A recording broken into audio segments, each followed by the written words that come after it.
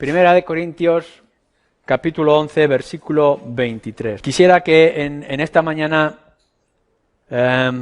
tratáramos tres conceptos y lo pudiéramos considerar a la luz de todo lo que ya hasta ahora hemos podido ver con respecto a la cena del Señor o la mesa del Señor del pan y del vino. Lo primero que tenemos que resaltar en estos versículos 27 en adelante, después de tener en cuenta lo anterior, es la dignidad del momento del que se está tratando. Fijaros que nos dice, por una parte, de beber indignamente, versículo 27. Cualquiera que comiere este pan o bebiere esta copa del Señor indignamente. O versículo 29 también. Porque el que come o bebe indignamente, sin discernir el cuerpo del Señor, juicio come y bebe para sí. Hacer algo de manera indigna. Fijaros bien que lo que nos está mostrando estos versículos es que podemos hacer algo correcto y que lo podemos hacer de manera incorrecta. No es que no debamos de pecar o no debamos de cometer ningún error o maldad, sino que a veces, como en este caso Pablo está señalando, podemos hacer algo que es correcto en sí, pero que lo podemos hacer de manera incorrecta o de manera indigna. Me gustaría que ese mismo principio que está estableciendo aquí o está aplicando aquí Pablo lo pudiéramos tener en todos los aspectos de nuestra vida. Lo hemos hecho en referencia a otros asuntos, en otras ocasiones, pero yo quisiera que lo pudierais plantear de una manera general. Que no es únicamente que podamos tener una relación matrimonial o una relación familiar, o que podamos llevar unos asuntos de negocios que nos parezcan correctas, sino que quizá a lo mejor estamos haciendo lo que es correcto, pero de una manera inadecuada, o indigna, o no santa. Que a lo mejor estamos expresando el afecto con amargura, o de una forma agria en ciertas situaciones. Esto es lo que Pablo va a plantear en estas líneas. Fijaros, nos está diciendo que, tenemos la mesa del Señor, que estamos recordando todo lo que eso significa. Hemos estado enfatizando todo el valor de lo que nos está hablando la mesa, de cómo era su cuerpo entregado en la cruz y cómo su sangre es derramada. Y hemos visto todo lo que eso significa y el valor que trae a nuestras vidas. Que Cristo Jesús es el Cordero que quita el pecado de aquellos que hemos puesto nuestra confianza en Él. Lo que nos está diciendo es que el Señor Jesús no debería de morir, pero Él quiso morir por su pueblo en la cruz. Y ese pan nos está hablando de eso tan importante y central en nuestras vidas, como lo es también en toda la historia y la historia de la Escritura. De cómo a través de esa sangre que Él vertió, que está simbolizada por esa copa de vino que nosotros tomamos, nos está hablando de un plan y de un pacto divino. Que el Señor, nuestro Dios, ha decidido hacer algo y nos lo ha comunicado a nosotros. Y entonces tendemos a pensar cuán extraordinario es lo que nosotros celebramos cuando tenemos el pan y el vino. Y venimos y lo hacemos. Pero lo que nos va a mostrar aquí es que, aun cuando eso es tan importante y es tan glorioso y hermoso, quizá lo podríamos estar haciendo de manera indigna o de manera inadecuada. Todo lo que el Señor nos dice, todo lo que hacemos por Él y para Él y en Él, debería de hacerse con un temor reverente. En todos los aspectos. Fijaros que no nos dice la Escritura en ningún momento, de una manera independiente, que tengamos que ser buenos esposos o buenas esposas. No nos dice que tengamos que ser buenos hijos o buenos padres. Lo que está diciendo es que seamos buenos esposos y buenas esposas para Él y para su gloria. Y que tendríamos que ser buenos hijos y buenos padres o buenos en lo que sea a lo largo de nuestra vida para su gloria. Incluso, fijaros lo que nos dice un poco anterior en esta carta es, ya sea que comas, ya sea que bebas, y con eso aplicamos cualquier otra cosa que tú hagas, que sea para la gloria. Que lo que hagáis a uno de estos pequeños, lo hagáis en mi nombre. Y cuando nos amplía esta extensión de la obra como creyentes, tendremos que pensar en que no es únicamente que lo hagas, sino que lo hagas con un temor reverente hacia el Señor. Que lo hagas pensando que es para Él y para ensalzar en cualquier forma o medida su gloria y su majestad. Por tanto, si eso es así en todas las áreas de nuestra vida, ¿cuánto más cuando estamos tomando el pan y el vino que representa algo tan valioso, tan central y único en la historia y por nosotros? Lo que nos está diciendo es que hay veces, y desgraciadamente podríamos decir que hay muchas veces, que podemos estar tomando este pan y este vino de manera indigna. Que podremos llegar y decir, bueno, pues he ido al culto en esta mañana, como hoy, y he tomado el pan y el vino. Como nos dice el Señor que tenemos que cumplir con nuestros deberes cristianos y los mandatos que Él ha hecho. Sí, ya, pero nos falta algo. Quizás has cometido una falta o una dejadez, porque no es únicamente que tomes el pan y el vino cuando lo tenemos delante de nosotros, sino que lo tomes de manera digna o llena del temor al Señor o de temor reverente hacia Él. Que hagamos este momento y esta acción de una manera santa, exclusiva y especial. Que no vayamos a casa simplemente que hemos hecho el deber o hemos tenido el deber cumplido ya, sino de qué manera nosotros lo hemos hecho. Así que Pablo, ante una situación que se estaba dando en la iglesia de Corinto, la mesa del Señor estaba relacionada con el ágape y la fiesta de la comida entre los creyentes, y uno venía de una manera relajada o abandonada en su actitud, y los que tenían necesidad pasaban hambre, y los que tenían mucha comida salían llenos y satisfechos. Había un abandono, un desprecio, una actitud equivocada. Y cuando iban a tomar el pan y el vino, podían ver en la iglesia de Corinto que había un cierto desorden, y Pablo tiene que decir en los últimos versículos que hemos leído, tener cuidado con lo que estáis haciendo, porque a lo mejor cuando os acercáis a este símbolo del pan y el vino lo estáis haciendo de una manera indigna. Y no solamente es que entonces no estáis adquiriendo el valor y la bendición que eso pudiera traer, sino que a lo mejor eso va a implicar algún castigo, como podemos señalar. Ese momento de indignidad lo podemos ver en cualquier actitud o comportamiento que nosotros tengamos.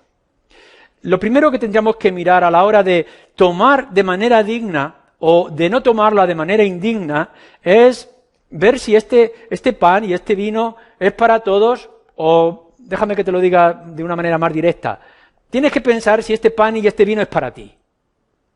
Porque a lo mejor tú no eres invitado. Nos dice que el Señor Jesús llamó a sus discípulos y les dijo, quiero tener este pan y este vino con vosotros, la fiesta de la Pascua, del sacrificio del Cordero, que recordaba el Antiguo Testamento, y el Señor dice, yo quiero estar con vosotros, con mis discípulos.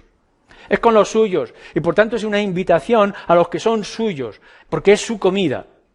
Y lo primero que uno tiene que preguntarse para no tomar el pan y el vino indignamente es preguntarte si tú has sido invitado por el Señor a participar de este pan y de este vino. No sea que a lo mejor tú eres alguno de los que se cuelan en la fiesta y no has sido invitado. Lo que tienes que estar preguntándote no es, voy a tomar el pan y el vino para recibir algo, porque no vas a recibir nada si antes ya no has recibido y ya no tienes a Cristo en tu corazón y en tu vida. Uno tiene que estar pensando, cuando tengamos estos elementos, como los tenemos hoy, es, ¿tengo yo a Cristo? ¿Soy aquel de los que puede recordar lo que Cristo ya ha hecho? ¿Puedo simbolizar lo que Cristo ya ha cumplido por mí y en mi lugar? Porque tenemos que recordar algo, el pan y el vino no es para traer conversión, ni es para traer una bendición espiritual que puedas haber conseguido o no tener en otros lugares. No, nosotros tenemos que venir a tomar el pan y el vino porque lo que estamos mostrando o anunciando es que ya tenemos a Cristo como nuestro Señor y como nuestro Salvador. No es, por tanto, para conversión, no es, por tanto, para incrédulos, no es sino para y únicamente los cristianos. Sean cual sean lo que podamos poner de requisitos de la práctica normal que tengamos en nuestra iglesia. No es tanto lo que nosotros podamos decir e imponer, sino que en esta mañana cada uno de vosotros debe de pensar en su análisis de su propio corazón y de su propia vida, si tú puedes participar de este pan y de este vino. Es decir, si has puesto tu fe y tu confianza en el Señor Jesucristo en primer lugar. Añade además y nos dice que a veces podemos estar tomando el pan y el vino sin discernir. No es únicamente que a lo mejor no eres creyente o no eres cristiano, como lo dice la Escritura, sino que además no estás entendiendo bien lo que esto está significando o simbolizando. Debemos de venir a ello con el verdadero valor que le damos. No nos equivoquemos. Ni este pan es la carne literal de nuestro Señor Jesucristo, ni el vino es la sangre literal de nuestro Señor Jesucristo. No está poseyendo el cuerpo de Cristo, ni está poseyendo la sangre de Cristo. Es pan normal y es vino normal, no va a añadirte a ti nada, no te va a hacer nada especial, no vas a salir con una aureola diciendo he conseguido un bien espiritual que no podría conseguir de otra forma. No debes de darle otro valor que lo que la Escritura está dando a este pan y a este vino. Es decir, que cuando vengas a Él, tengas que estar pensando no en lo que el pan es, sino lo que el pan representa, que es nuestro Señor Jesucristo. Como nuestra vida tiene que ser cristocéntrica y todo tiene que ir a Cristo, el pan y el vino que tienes que tomar te tiene que guiar a Cristo, tienes que adorarlo a Él, tienes que verle a Él y sentirle a Él, no sentir los elementos, sino sentir a Cristo en tu presencia o en tu vida, en tu caminar diario. A veces la sensación, los sentimientos, la emoción del momento nos puede hacer algo especial y gloria sea al Señor por lo que esto es así, como cuando cantamos alabanza o tenemos un tiempo profundo de oración en el Espíritu. Pero tendremos que discernir y tendremos que separar qué es y qué no es. ¿Cuáles son los medios de gracia? ¿Qué es lo que la Escritura nos dice? Fijaros bien, si tú estás tomando el pan y el vino y tu intención es terminar enseguida para volver a tus cosas del mundo y estás pensando más en cómo debes de actuar para enriquecerte en tus negocios o para que no descubran tus pecados secretos o para mantener tus ambiciones personales, estás arruinando por completo lo que pueda significar este momento de recordar a nuestro Señor Jesucristo. Tienes que discernir que el momento especial lo hace cuando te prepara para el momento que ha de venir después a lo largo de tu vida y de tu vida cristiana. Tienes que pensar, para que no sea de una manera indigna que tomas el pan y el vino, si hay algo en tu vida como creyente que lo entorpece. Si hay algún elemento, alguna actitud, algún pecado que has escondido detrás de la paja de tu propio corazón para que no se vea, pero que en realidad tienes que correr para restaurarlo. Nuestro Señor Jesucristo lo pone de una manera muy clara. Antes de traer tu ofrenda al altar, nos dice en el Evangelio de Mateo capítulo 5, piensa bien si tu hermano tiene algo contra ti y corre a arreglarlo y después ya podrás traer tu ofrenda. Esa debe ser nuestra actitud cristiana. Quizá con nuestra capacidad de imaginación para inventar excusas, podemos estar encubriendo nuestra actitud y nuestro comportamiento pecaminoso. Y podemos pensar que, bueno, la gente no lo sabe, pero lo que podemos afirmar es que Dios sí lo sabe. Y a lo mejor piensas que puedes venir con esos pecados, con esa actitud, con esa amargura en tu corazón por unos y por otros y pensar que no pasa nada.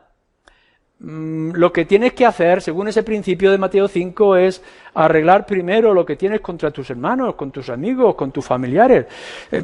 Trata tus pecados en primer lugar. No está diciendo que pases domingos tras domingos sin tomar el pan y el vino. Lo que está diciendo es que procures tomar el pan y el vino de manera digna. Y por tanto tienes que solucionar todas aquellas cosas que guardas en tu corazón. Corre a tus hermanos, corre a la gente, seas tú el culpable para pedir perdón o seas el inocente para que el hermano tenga facilidad a pedirte perdón, pero soluciona las cosas para después poder tomar de manera adecuada el pan y el vino. En ciertos momentos, nuestro Señor Jesús dice, también en sus imágenes de las parábolas, cómo Él invita a las bodas. Dice, ir por los caminos e invitar a toda la gente a venir a estas bodas, porque los que estaban esperando que entraran, hablando del contexto judío, no van a entrar. Y así que van por los caminos y por todos los lugares invitando a la gente. Pero cuando ya están en la boda, uno de ellos no está vestido. Y el Señor le responde, apártate. Como dice en otro lugar, nunca te he conocido, tú no eres parte de este lugar. No eres invitado o no estás vestido para este momento. No pudiera ser que tú no estés vestido. No solamente que a lo mejor no seas la persona invitada para este pan y este vino si Cristo no está en tu vida y no es parte de tu vida, sino que además no estás vestido para la ocasión. No es que cambies de ropa, no es que tengas una apariencia externa diferente al resto de los días, sino que es aquello que obstaculiza el que este momento tan importante y central en la vida de los creyentes quede de una manera indigna o inadecuada, y que en lugar de traer bendición pueda traer sobre ti castigo. Así que, ante lo indigno o lo poco santo que podamos venir a hacer algo como esto, recordar siempre, en este momento y en otras áreas, que a lo mejor estamos haciendo lo correcto, pero lo estamos haciendo de manera incorrecta. Y por tanto tienes que hacer lo que es correcto, es decir, lo que manda el Señor que debes de hacer, pero debes procurar que tu corazón lo haga de la manera adecuada, como Él espera que lo hagas. ¿Por qué? En segundo lugar, tenemos que ver en estos versículos que hemos leído, del 27 en adelante, que tomar el pan y el vino de manera indigna tiene consecuencias. Como tiene consecuencias todos nuestros delitos y todos nuestros pecados y nuestras actitudes a lo largo de la vida, especialmente en este momento. Uno podrá decir, bueno, puedo vivir mi vida, puedo vivir mi egoísmo, mi vanidad, o como sea que tú puedas tener la actitud en tu corazón pensando que no va a pasar nada.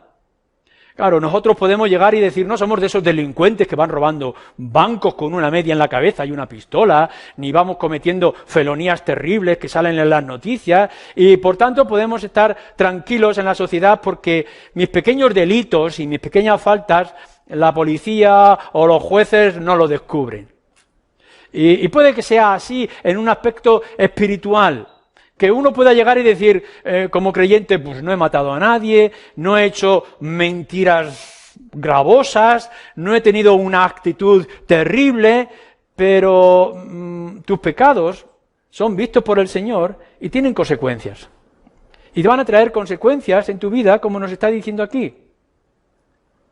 Lo primero que nos está señalando esa actitud de dejadez o de abandono o de despreocupación a la hora de tomar el vino, como en otras áreas de la vida, es que nos dice aquí que uno se hace culpable del cuerpo y la sangre del Señor.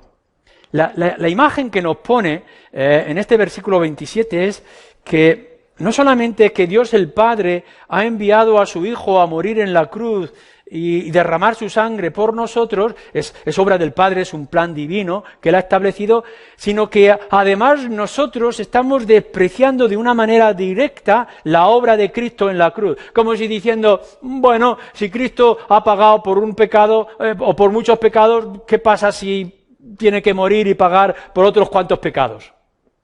Como si dijéramos, la gracia del Señor se extiende a toda mi maldad y toda mi oscuridad de mi corazón.